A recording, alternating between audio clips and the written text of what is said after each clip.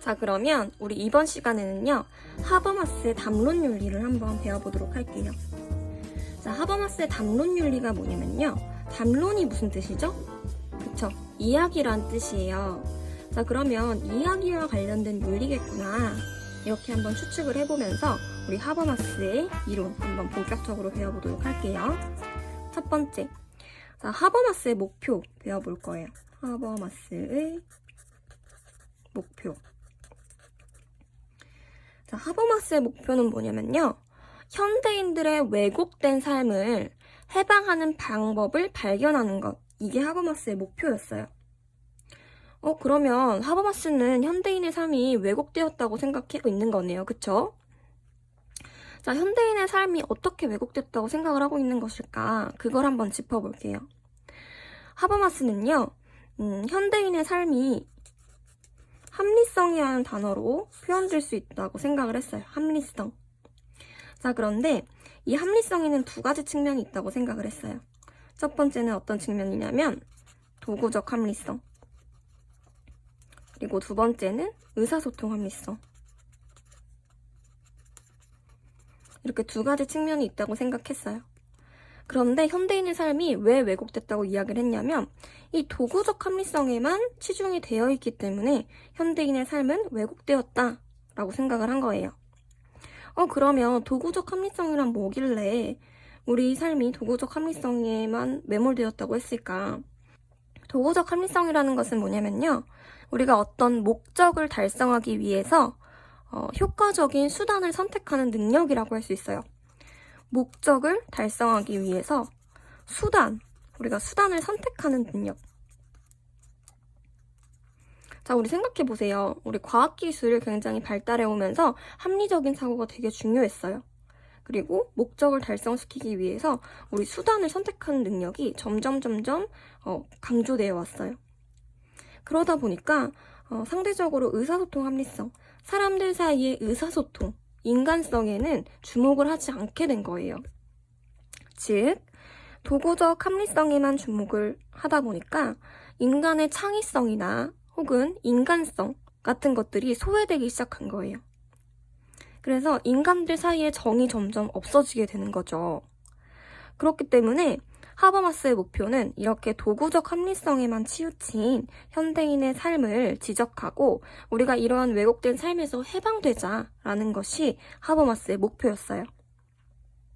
자, 이거 쓰면서 정리 한번 해볼게요. 1번 첫 번째, 하버마스는요, 목표가 현대인의 왜곡된 삶 해방 방법 발견하는 것이 하버마스의 목표였어요. 자, 그러면 하버마스가 생각한 왜곡된 삶이란 뭐다? 그쵸. 하버마스가 생각한 왜곡된 삶이라는 것은 현대는 합리성이라는 단어로 표현을 할 수가 있는데, 이 합리성에는 두 가지 측면이 있었다. 첫 번째, 도구적 합리성. 두 번째, 의사소통 합리성이었다. 자, 이렇게 현대는 합리성이란 말로 표현할 수 있는데, 합리성에는 크게 두 가지 측면이 있다. 첫 번째는 도구적 합리성, 두 번째는 의사소통 합리성이다. 자, 그런데 도구적 합리성이란 정해진 목적을 달성하기 위한 효과적인 수단을 선택하는 능력이다. 자, 과학기술이 발달하면서 어떤 정해진 목적들을 달성하기 위한 수단을 선택하는 능력만이 발달되어 온 거예요. 그러다 보니까 상대적으로 사람들 사이의 의사소통의 합리성, 사람들 사이의 대화 사이의 합리성의 측면에는 우리가 주목을 하지 않게 된 거예요. 그래서 왜곡된 삶이라는 것은 합리성, 도구적 합리성에만 지금 치중되어 있어요. 치중되어 있음. 그리고 의사소통 합리성에는 우리가 주목을 하지 않고 있는 거죠. 그렇기 때문에 우리가 왜곡된 삶을 해방시키기 위해서는 어떻게 하자고 할까요? 그렇죠. 우리가 왜곡된 삶을 해방시키기 위해서는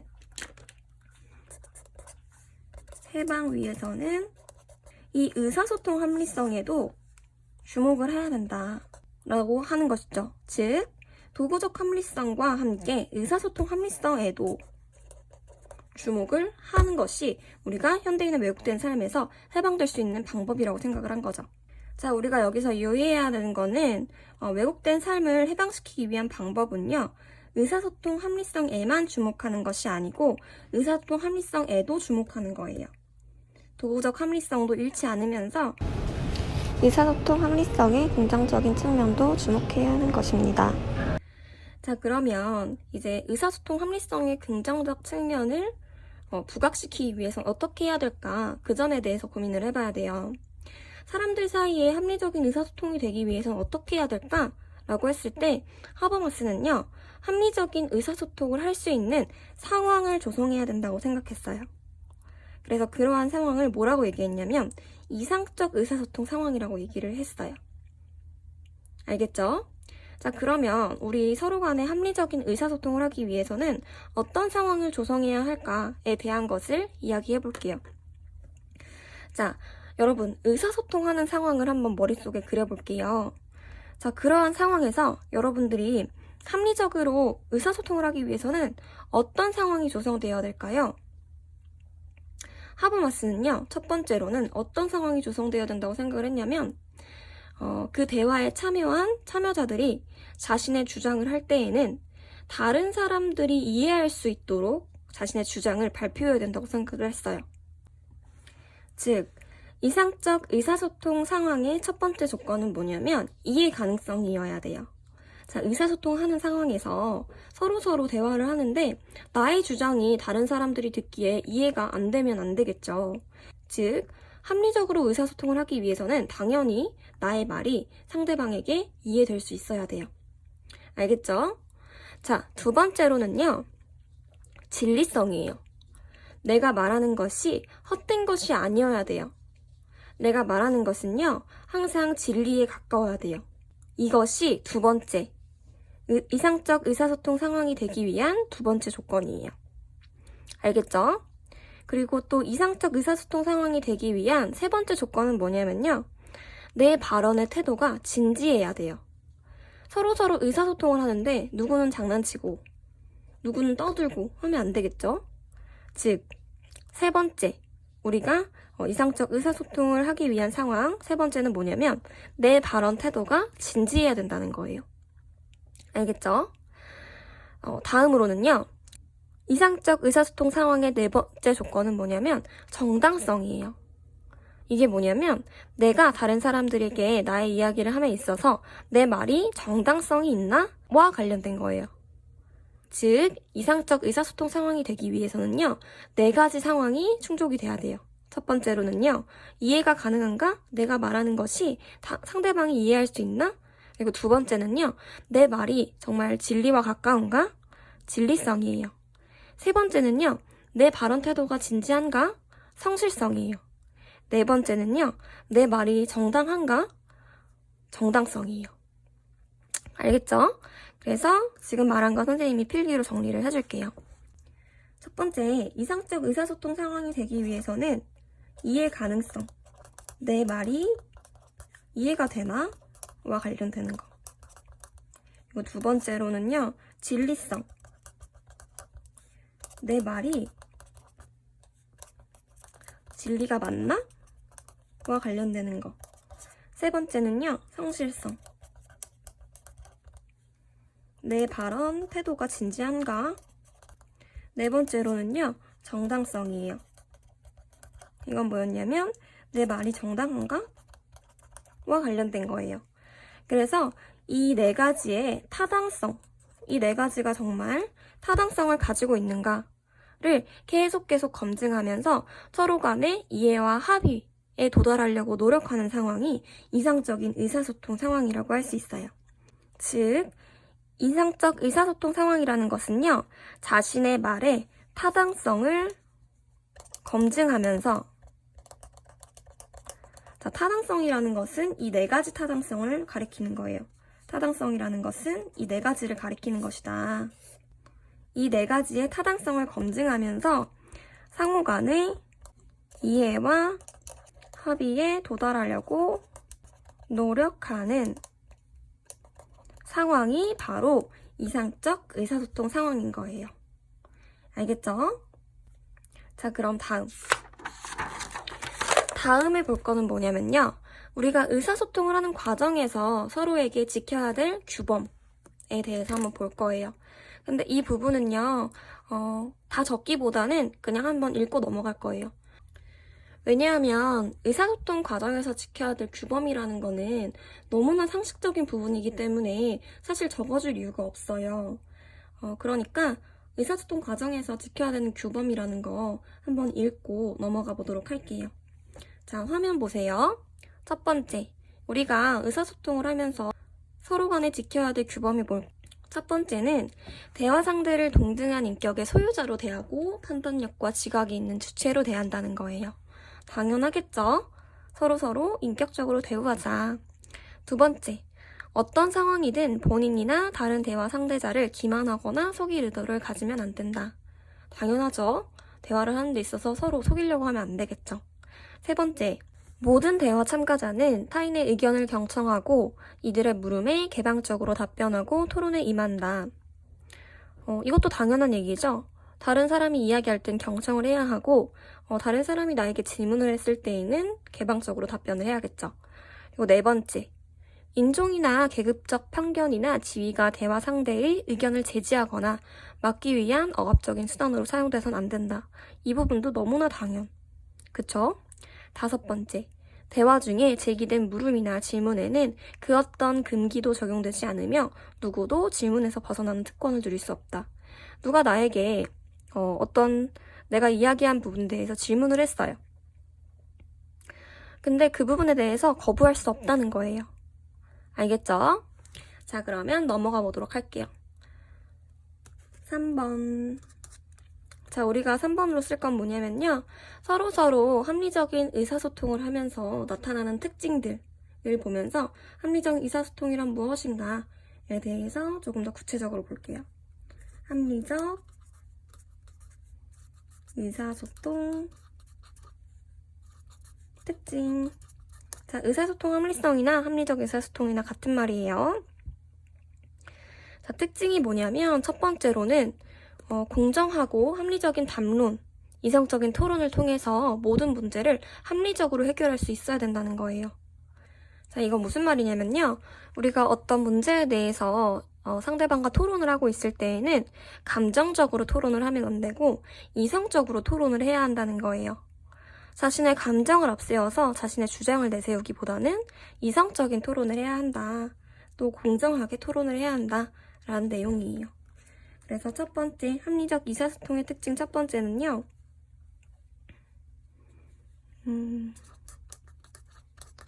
이성적 토론을 통해 모든 윤리적 문제를 합리적으로 해결할 수 있다. 이게 첫 번째 특징. 여기서 중요한 키워드는 뭐냐면요. 이성적인 토론이에요. 이성적 토론. 자, 두 번째. 우리가 합리적 의사소통에서 볼 수 있는 특징은요. 합리적인 대화가 이루어지기 위한 과정이 중요하다는 거예요. 과정. 우리가 어떤 문제에 대해서 이야기를 했을 때에는요. 그 과정이 되게 중요해요. 어떤 과정을 거쳐서 그 결과가 도출되었는가. 과정을 중시한다는 것이 합리적 의사소통의 특징이에요. 그래서 두 번째 특징은 합리적 대화의 과정 중시. 자, 세 번째는 뭐냐면요. 합리적 의사소통이 이루어질 시에는요. 모든 사람에게 그러한 담론에 참여할 기회가 개방되어 있어야 돼요. 누구는 참여할 수 있고 누구는 참여할 수 없고 이러면 안 된다는 얘기예요. 그래서 세 번째 특징은요. 모든 사람에게 담론에 참여할 기회를 개방해야 한다라는 거. 그리고 네 번째 특징. 네 번째 특징은 뭐냐면요. 이 부분은 기출에 나왔던 표현 그대로예요. 이 부분은 근데 여러분들이 자주 틀릴 것 같아서 기출에 있는 문장 그대로 옮겨왔어요. 자, 네 번째 특징은 뭐냐면요. 파란펜으로 적어볼게요. 담론 과정에서, 이야기를 하는 과정에서 자신의 주장과 개인적인 바람, 그리고 욕구 등을 표현할 수 있어야 해요. 표현할 수 있어야 한다. 자, 여러분들이 개인적인 바람과 욕구라는 표현 때문에 이 지문을 틀린 지문으로 인식을 할 가능성이 높아요. 하지만 합리적 의사소통 특징으로는요, 자신의 주장, 그리고 바람과 욕구까지도 담론에서 우리가 표현을 할 수 있어야 된다는 거를 기억하고 갔으면 좋겠습니다. 자, 5번째 특징은 뭐냐면요. 담론에 참여한 참가자들이 서로 자유롭고 평등한 입장이 있어야 된다는 거예요. 자, 이게 무슨 말이냐면, 담론에 참여한 참가자들은 서로 다른 입장을 가지고 있을 수 있어요. 이러한 상황에서 서로는 상호 이해와 관용의 태도를 가져야 된다는 거예요. 누구의 발언권이 조금 더 세고 누구의 발언권은 좀 더 약하다고 해서 불평등한 입장에서 대화를 이어가야 되는 것이 아니라 서로는 자유롭고 평등한 입장에서 대화에 참여해야 된다. 알겠죠? 그래서 5번째 특징은 뭐냐면요. 자유롭고 평등한 담론 참여자들이 합리적인 담론 상황에서 상호 이해와 관용의 태도를 갖도록 하자는 것. 관용의 태도를 갖도록 함. 이게 5번째 특징이에요. 여기서 중요한 거는 담론 참여자들이 자유롭고 평등해야 된다는 거. 그리고 서로 상호 이해와 관용의 태도를 가져야 된다는 거. 알겠죠? 다음 6번째 특징은 뭐냐면요. 우리 이러한 합리적인 의사소통은요. 어디에서 이루어져야 된다고 생각을 했냐면 공론장에서 이루어져야 한다고 생각을 했어요. 공론장에서 담론이 이루어진다. 자, 그래서 합리적 의사소통의 특징. 각 특징에서 제일 중요한 키워드 한번 잡고 다음으로 넘어갈게요. 자, 합리적 의사소통의 특징 첫 번째는 이성적 토론을 통해 우리가 윤리적 문제를 합리적으로 해결할 수 있다는 거. 두 번째로는 우리 의사소통에 있어서 결과물만을 중시하는 것이 아니고 과정이 중요하다는 거. 알겠죠? 그 다음에 세 번째로는 모든 사람에게 참여할 기회가 평등해야 된다는 거. 그리고 네 번째는 담론 과정에서 개인적인 바람과 욕구를 표현할 수 있다는 거. 5번째 특징은 자유롭고 평등한 입장에서 담론에 참가해야 된다는 거. 그리고 6번째 특징은 공론장에서 담론이 이루어져야 된다는 거. 자, 각 항목의 특징, 키워드를 잡아봤어요. 자, 우리 이렇게 합리적 의사소통의 특징에 대해서 봤는데요. 4번에서 볼 거는요, 현 상황이에요. 도구적 합리성과 의사소통 합리성이 우리 현 상황에서 정말로 어떻게 스며들어 있는지 그 점에 대해서 한번 짚어보도록 할게요. 우선 하버마스는요, 우리가 살고 있는 세계를 통일된 생활세계라는 말로 표현을 했어요. 뭐라고요? 네, 통일된 생활세계. 자, 이렇게 통일된 생활세계는요, 크게 2가지로 분리해서 생각할 수 있어요. 통일된 생활세계는 크게 2가지로 분리해서 생각할 수 있다. 첫 번째는 체계라는 거예요. 이 체계라는 건 뭐냐면요, 경제 영역과 행정 영역을 얘기해요. 그리고 두 번째, 생활세계라는 것은요, 말 그대로 인간들이 의사소통하면서 살아가는 그러한 생활세계를 얘기해요. 그래서 하버마스는 통일된 생활세계를 크게 2가지로 나누었는데, 첫 번째는 경제, 행정 영역인 체계와 그리고 인간의 의사소통 영역인 생활세계로 이렇게 구분을 했다. 자, 그런데 체계라는 이런 세계에서는요, 어떤 합리성이 지배한다고 생각했냐면 우리 앞서 봤던 도구적 합리성이 지배한다고 생각했어요. 도구적 합리성이 지배. 당연히 그렇겠죠. 우리가 경제와 행정 영역에서의 일을 잘할 수 있으려면 어떤 목적에 대한 수단을 잘 선택하는 합리성이 가장 중요할 거예요. 반면에 우리 인간의 의사소통 영역인 생활세계에서는요, 의사소통 합리성이 지배한다고 생각했어요. 의사소통 합리성 지배. 그런데 하버마스가 생각했을 때는요, 우리 아까 1번에서 보듯이 이 도구적 합리성과 의사통 합리성 중에서 뭐만 부각되고 뭐는 소외된다고 했었죠? 그쵸? 목적을 위한 수단을 선택하는 그러한 합리성, 도구적 합리성은 점차적으로 비중이 커가는데 우리가 의사소통을 하는데 필요한 합리성은 점차 줄어들고 있다고 생각을 했어요. 즉, 이게 무슨 말이냐면 체계가요, 생활 세계를 점점 침투하고 있다고 생각했어요. 체계가 생활 세계를 침투하고 자신의 영역을 점점 넓혀간다. 침투. 이것을 하버마스는 무슨 단어로 표현을 했냐면요.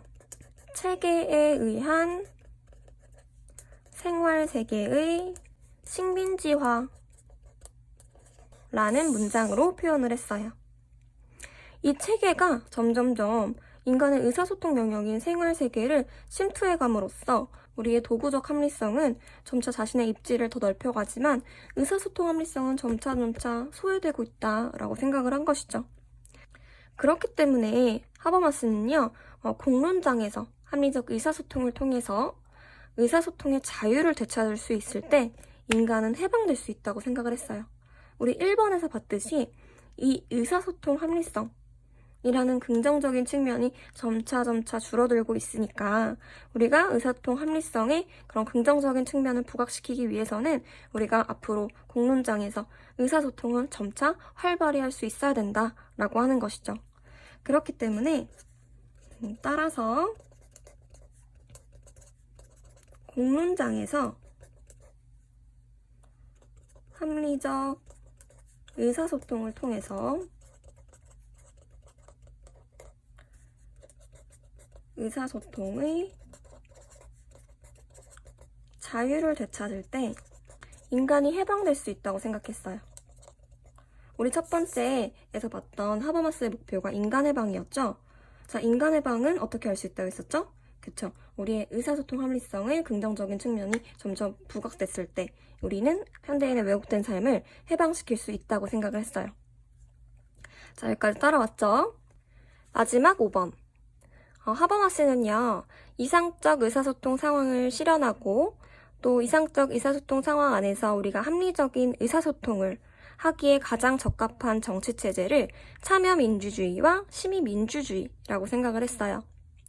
그래서 하버마스는요, 참여민주주의와 시민민주주의라는 정치체제를 구현해야 한다라고 생각을 했어요. 참여민주주의와 시민민주주의라는 정치체제 안에서 이상적 의사소통 상황을 실현할 수 있고 또 합리적 의사소통을 발전시킴으로써 현대인들을 왜곡된 삶에서 해방시킬 수 있다고 생각한 것이죠. 그래서 마지막 5번 적어주면 의사소통 이론의 정치적 함의. 하버마스는 어떤 정치체제의 구현을 역설하였다? 그렇죠. 참여민주주의 그리고 시민민주주의 정체 구현을 역설하였다 라는 점 알겠죠? 자, 하버마스는 참여민주주의와 시민민주주의의 정치체제를 만들어야 된다는 것을 주장했다는 거. 그럼으로써 우리는 현대인들을 왜곡된 삶에서 해방시킬 수 있게 된다는 거. 자, 여러분 오늘 하버마스까지 봤어요. 수고 많았고요. 다음 시간에 보도록 할게요. 안녕.